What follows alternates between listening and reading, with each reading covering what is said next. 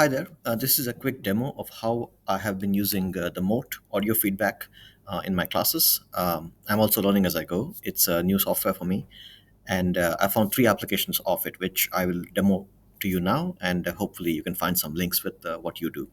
One of the first things I started doing with Mote was embedding these little audio guides along with the challenges I used to give my students.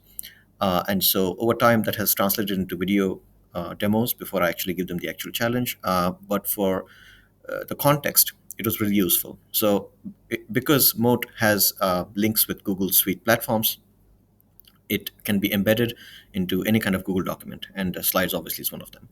And so what I would do is I would set up the challenge for them, and then I would record myself explaining a little bit about the challenge, so kids can kind of get a personal kind of touch to the challenge with my voice, and it would sound something like this.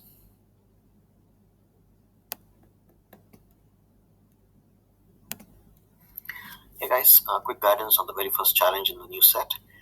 We are dealing with security here, and so as you will take a look at the other slides, there's also a video clip I want you to see in the next slide, and more information on that is there.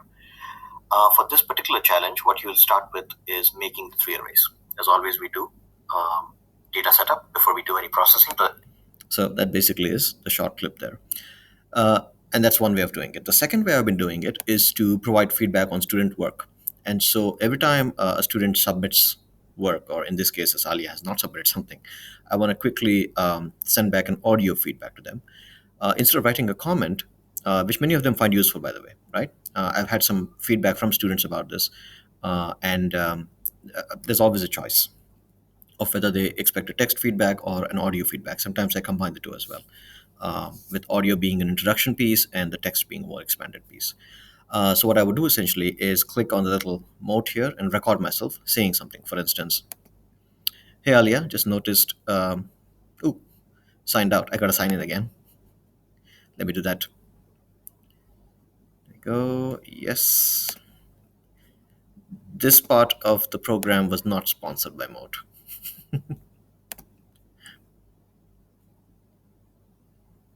Okay, so I'm in. Let me go back to where I was. I'm going to let this stay so you can see. There we go. Hi, Alia. I noticed that you haven't submitted your final exam review sheet. Please take some time to submit it. I'm recording this as part of a demo, so please ignore this message, right? And done. Now, just because I click done, automatically it doesn't send it to her or any student. It gives you a little opportunity where you can change a few things if you wish. If you're unhappy with what you did, you can also obviously delete it and record another one. So there's those features as well. The third way I've been using them is in student work that comes to me as a written document. So here's an example of an algorithm, and if this came to me as a student submission, I could highlight individual lines, and you can think of this as in your own context as pieces of literature, results of experiments, literary analysis, whatever else that comes to you as a document. And then when I select it, instead of writing a comment, I would essentially just use Mote to be, to give them granular kind of an audio feedback. So I can click on that, and I can record myself saying it. So it's recording now, 30 seconds, and then click done. Right, I'm going to sub comment, and when the student gets it, they basically hear this.